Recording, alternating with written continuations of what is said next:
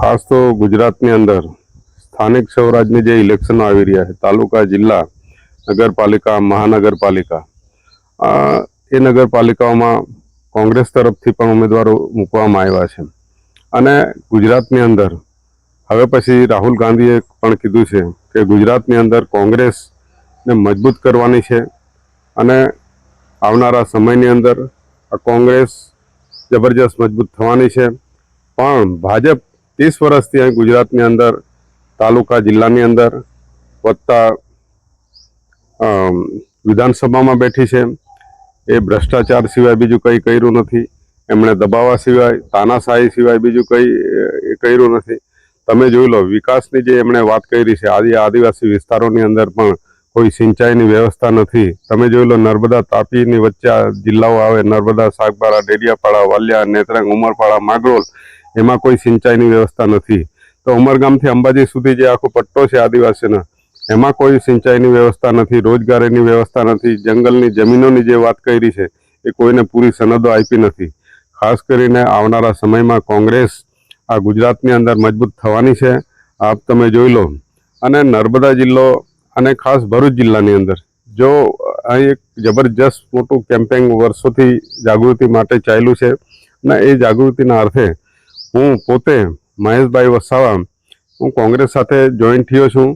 અને એના લઈને આજે ગુજરાતની અંદર ટ્રાઇબલમાં અમે જબરજસ્ત મુવમેન્ટો છેડી છે અને અમારા ઉમેદવારો એક જગ્યા પર ઉમેદવારો છે અને જીતવાના છે.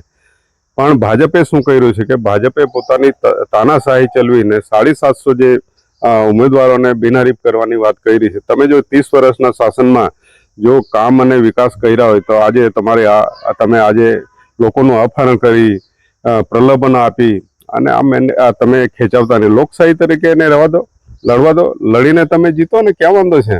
પણ તમે બિલકુલ તાનાશાહીથી તમે જીતવા માંગો છો, એ ક્યારેય ચાલે નહીં.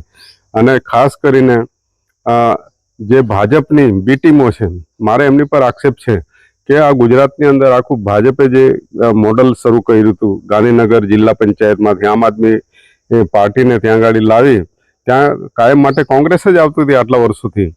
તો આમ આદમી લાવીને ત્યાં ગાડી ભાજપને જીતાડ્યું. ત્યારથી આખા ગુજરાતમાં આ મોડલ ચાલુ કર્યું છે. એટલે આમ આદમી પાર્ટી લાવી અને ગુજરાતમાં કોંગ્રેસના વોટ, બીજા કોઈ હોય એના વોટ કાપવાનું કામ કર્યું છે. એવી જ રીતે સુરતનું મોડલ પણ આ લોકોએ અહીં ગાડી લાવ્યા છે કે લોકસભાની અંદર ફોર્મ ખેંચાવી લીધું કોંગ્રેસના લોકસભાના ઉમેદવારને. એ જ મોડલ આજે અહીં ગાડી તાલુકા, જિલ્લામાં અપનાવી રહ્યું છે. તો પણ એનાથી કશું નહીં. તમે લોકોને પોતાના મતાધિકાર માટે તમે એનો મતાધિકાર છીનવો છો લોકશાહીમાં.